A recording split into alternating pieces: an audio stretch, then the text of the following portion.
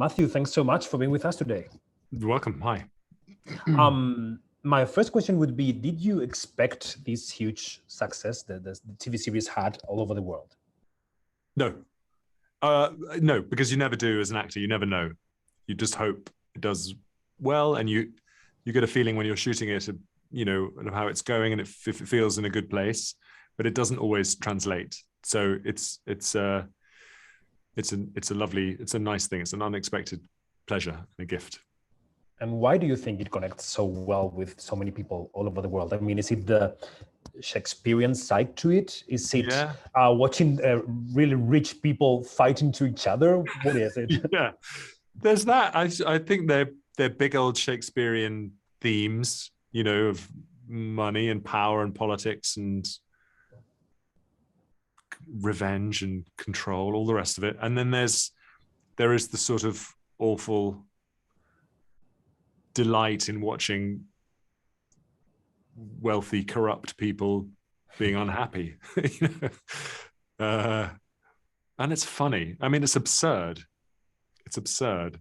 And you realize the very rich, powerful people are also quite stupid, So it's a nice schadenfreude. It's good. It's quite comforting to see. Yeah. We always ask actors when we interview them if they somehow learn to love their characters or maybe to understand them. With your character is particularly difficult, I think. How was your process? I never worry about whether I love them or hate them, or I just sort of do what they do.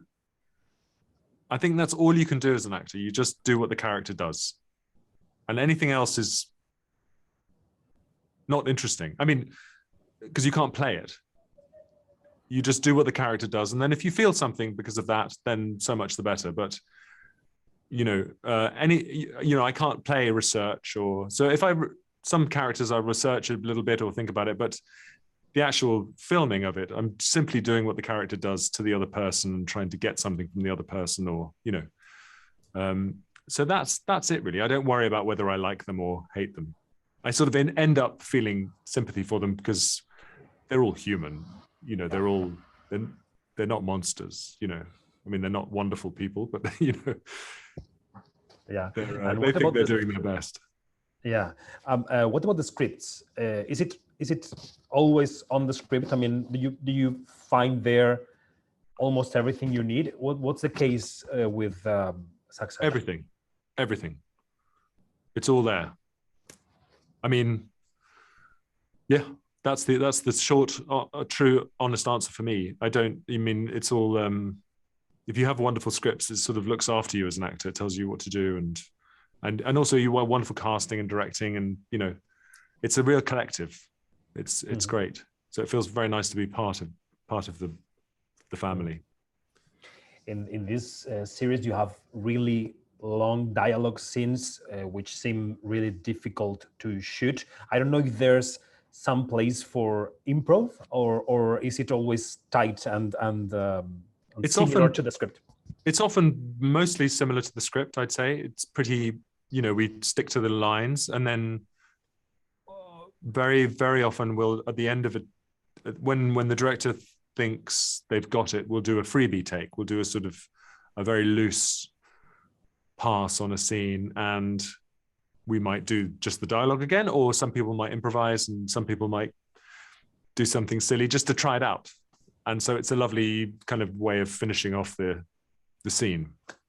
And sometimes you get really interesting stuff, and which we use. Sometimes it's rubbish, Yeah, it happens. I'm always curious about the relationship between an actor and the director. I mean, how do you like your directors? Because some directors are always like giving notes to the actors beside the camera, and others they hide behind the monitor and they let you do more. I mean, which one do you prefer?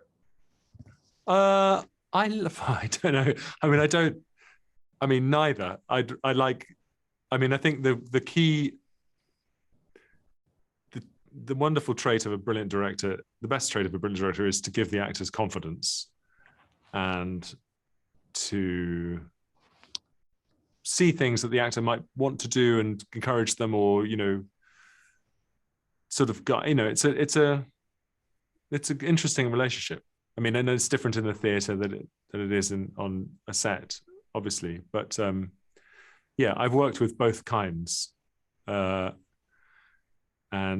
the best relationships are when you're both sort of in sync with the story and the character, and the director can see what you're doing and encourage you to do more or bring it down, or, you know, and you're able to take notes. But usually it doesn't need to be an awful lot of chat when the director and actor are working well together. You sort of know you can sort of dial things up or down or into a different area if you need to.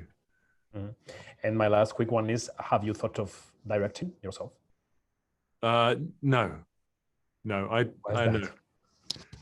don't. I just don't think I'd be very good at it. It's not my skill set. Okay. Thank you, Matthew. Thank you very much. You're so welcome. Thank you. Take care.